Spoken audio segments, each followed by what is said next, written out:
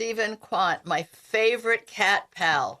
CatBehaviorHelp.com. Any of you who've listened to Stephen think, I could use some cat behavior help. Well, you can actually access his help or just listen to our show, which is also very good.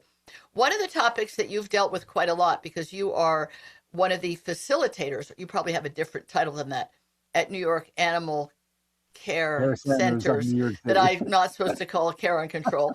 You help people, you help cats become more adoptable, and you're often probably there when people are looking to adopt a cat. When people come in with a kid, because we know a kid doesn't go into the shelter alone, what are some of the things that you or the staff or their parents should know or talk to them about before or during in how they interact with the cat if they're allowed to hold it, which is partly age dependent, right? Yeah, and great question. And of course, as always, it is so great to be here with you, Tracy. Thank you so very much. Particularly meaningful today. I resonate with my love for you today. Aren't you Um, kind? so when parents bring their kids into into the shelter, any shelter, the first thing is we want to really, especially with younger kids, under teen years in particular, look for cats that don't have significant behavior challenges, right? Mm-hmm. We don't want a cat who's going to overstimulate, which means that they're going to get a little hissy or swatty if they're pet too much. That is tough to fix. And we don't want a little child trying to fix that. It's also going to make the bond between the child and the cat Right. hugely problematic. And we don't want fearful cats, really Yeah. scared, under socialized, uh, anything like that. We want well adjusted cats that are going to bond quickly and easily with the kid. In terms of personality, this is a little bit more subjective and a little bit more open. We want to think about compatibility and, in a sense, complementary personalities. It doesn't mean a playful child has to have a playful cat, although that might be a Right. pretty easy and obvious thing. But we want a cat that's going to be good for the kid. And Right. depending on their personality, uh, cat children may resonate towards different cats. And it's important for parents to listen to their children because I have watched so many kids go, I like that cat. Right. This cat's nice. I like that cat's fine, but I really like this cat. And I don't know why they're saying this, but they know, they have an idea, and we should Yeah. be respectful of the child, give them some agency to help It's make it's that funny decision. you should mention that because someone I was interviewing, I think that wrote a book that was cat centric, talked about this cat that she quote unquote wound up with. It was fine, but it wasn't the cat she wanted. It was the cat her kid wanted. She, the mother, had wanted, I think she said, I forget now, a gray fluffy cat of some kind. And the kid wanted this tuxedo cat. So luckily the mother said, okay, we get the tuxedo cat. Really, you have to listen to the kid because even though the parent will be, let's say, the primary caretaker, if a kid's under 12, the kid has to feel, like you said, that they were a big part of the decision. It's their responsibility in a positive way. For sure. And we don't want there to be buyer's regret. And with kittens, kids often want kittens, and I get that. But the younger the kitten, the less we know about their adult personality, and that's Mm-hmm. just thinking about. Oh yeah, And kittens can be wild. And depending on the child, you might have a very bookish, low key child, and a wild kitten having the zoomies might overwhelm a child. yeah, Depending on the absolutely. child's personality. There was a movie that was put in the New York Cat Film Festival, but not this year. Jade and Trub, I think, and the child was autistic, and I think you've had that experience too. But this I, cat allowed this autistic child to be much more available to humans, if you will. yeah, no, I actually have an example that's really powerful. A mother contacted me about her high functioning autistic child who was and had restless leg syndrome, and he was shaking his leg one night, and the cat that they adopted from another organization who seemed like a very nice cat saw the shaking of the leg and had a kind of predatory response to that. Wow.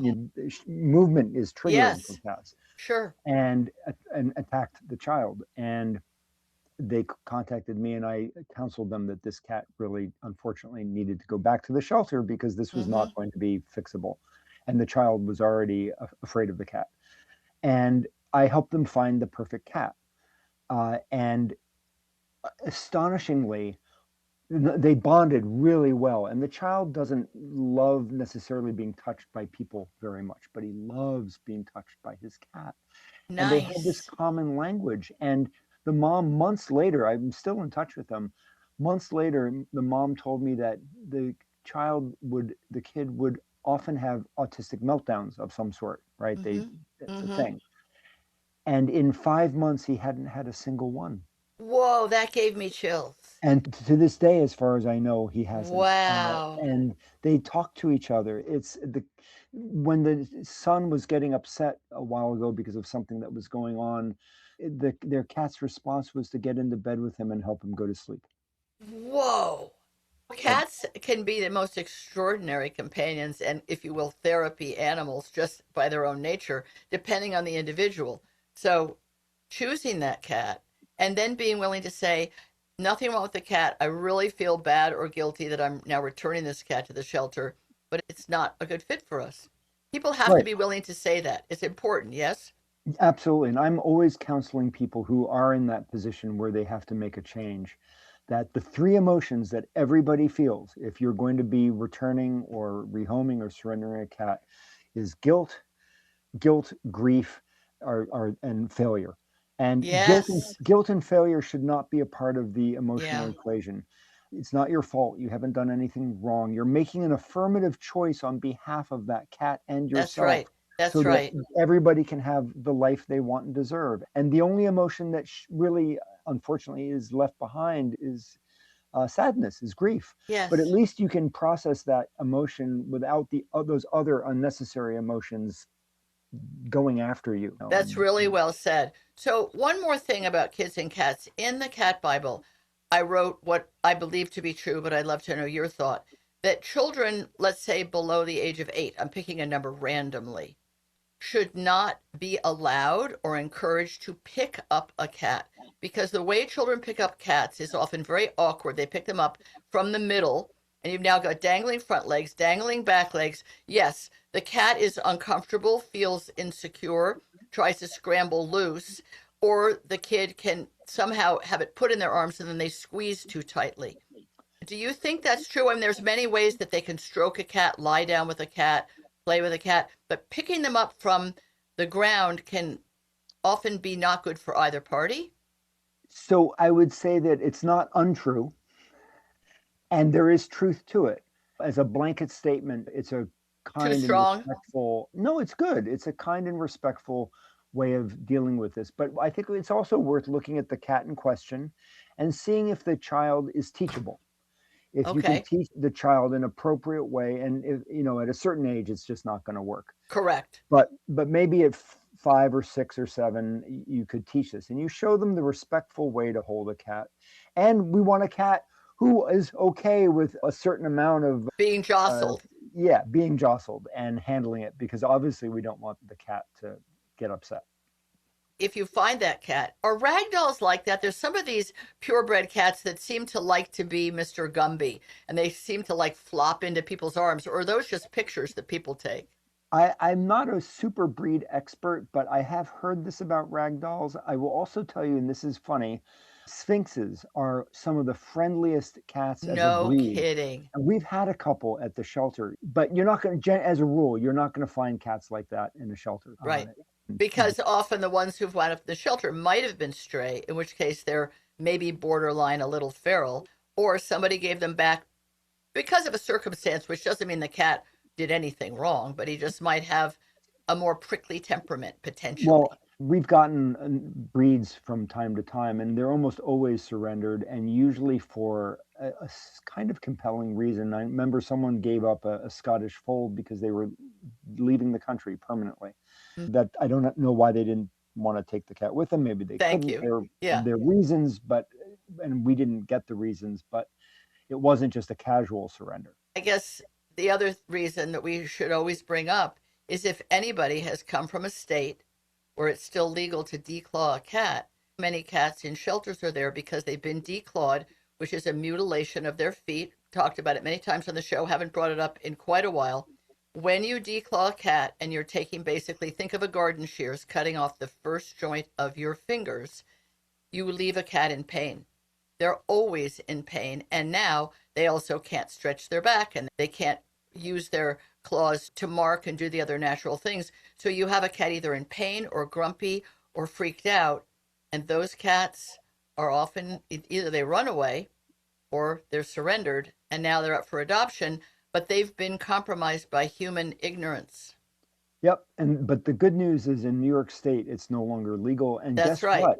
The only declawed cats, Tracy, that we now get at animal care centers of New York City are older ones because there are Right. no younger ones. That's great. And it's lovely. The paws, that wonderful Paw Dr. Jennifer Project or Conrad, Paw Project, yeah. She's worked tirelessly state by state, but there's still lots of ignorant states. And cruel and ignorant vets. Hello, vets. Just got to say, you're cruel and ignorant if you're willing to do this to make a buck or to make your customer happy, because the excuse used to be they're going to surrender their cat because otherwise it's scratching the furniture. Get a toenail clipper and clip off the sharp, pointy part of their or claw, and then they won't hurt your darn furniture, or get yeah, or get nail scratching caps. posts. Come on, nail caps. There's a million things you can do. So if Yep. you're out there with a cat who's hurting your furniture, there are 1,000 ways to have them not hurt your furniture and still be a natural clawed cat. Do not consider declawing, because then you'll wind up with a cat that even your child doesn't want. That's sad. Could be. So we've said that much. Kids and cats go great together. As Stephen said, it's picking the right cat for the right child at the right time. And if anybody would like to have a helping hand to do that, Stephen at catbehaviorhelp.com can do that. Maybe he can only do it virtually. Maybe you'll take him on FaceTime into the shelter with you. You're allowed, Yeah, right? absolutely. Bring Oh, Stephen for in your sure. pocket, wherever your 100%. shelter may be. If you're in New York City, maybe he can actually be there with you. He knows all those cats. Meow. Happy to. Meow. Thank you so much, Stephen. Thanks for being here with all your great and compassionate cat loving advice. My pleasure, Tracy.